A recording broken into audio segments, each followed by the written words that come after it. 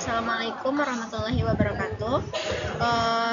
Perkenalkan, nama saya Milta Huljana dengan NIM 22016040 dari Prodi Pendidikan Bahasa dan Sastra Indonesia.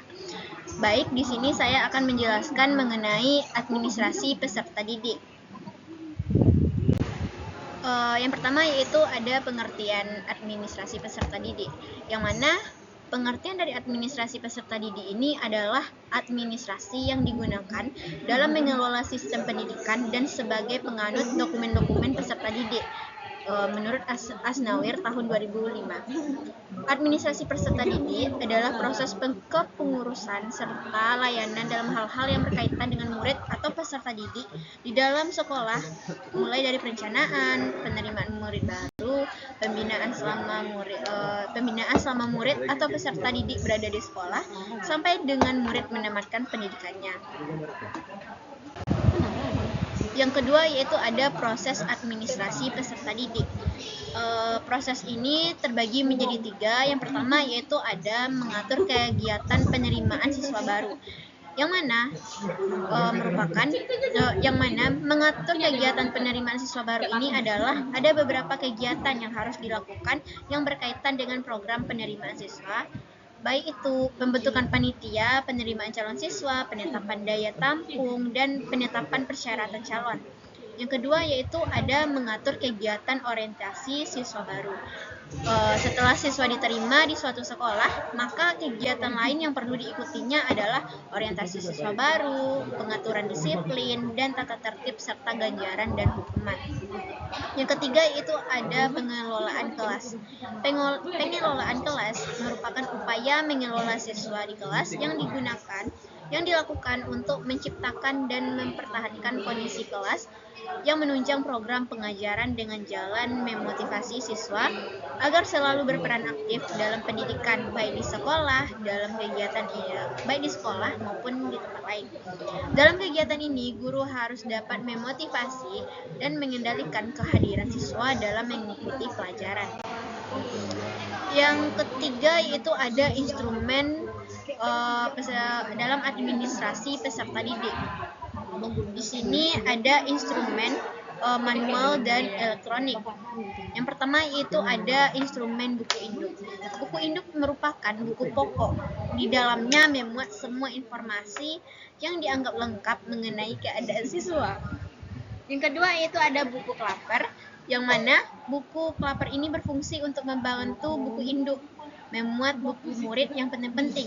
Yang ketiga itu ada buku daftar keadaan siswa, yang mana buku daftar keadaan siswa ini adalah buku yang menggambarkan keadaan jumlah keseluruhan siswa di sekolah. Yang keempat itu ada daftar hadir siswa. Daftar hadir siswa ini dibuat untuk mengendalikan keaktifan mengikuti kegiatan di sekolah.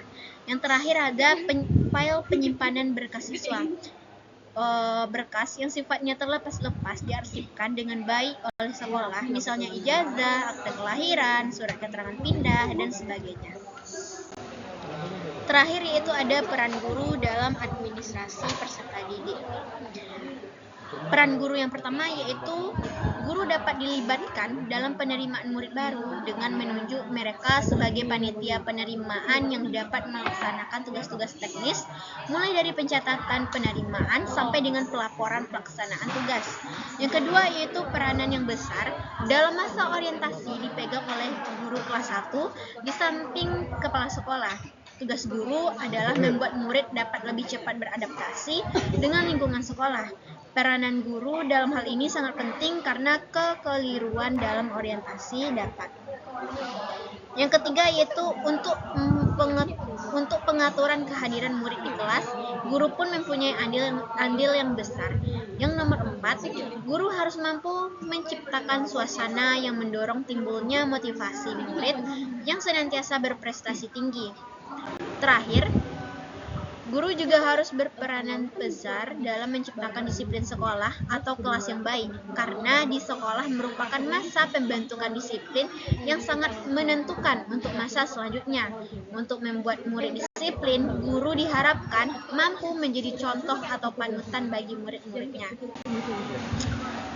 Dari yang saya paparkan tadi dapat disimpulkan bahwa administrasi peserta didik adalah proses kepengurusan serta layanan dalam hal-hal yang berkaitan dengan murid atau peserta didik di dalam sekolah, mulai dari perencanaan, penerimaan murid baru, pembinaan selama murid atau peserta didik berada di sekolah, sampai dengan murid menamatkan pendidikannya.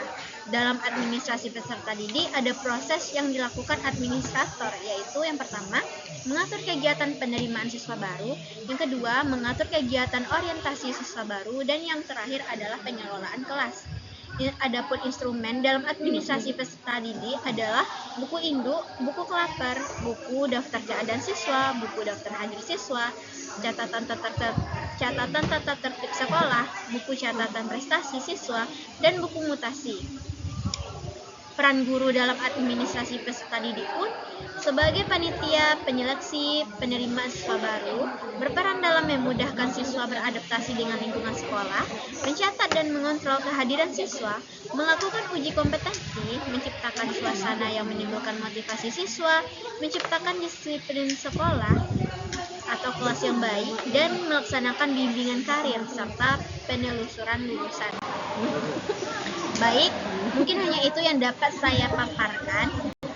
Saya akhiri dengan mengucapkan Assalamualaikum warahmatullahi wabarakatuh.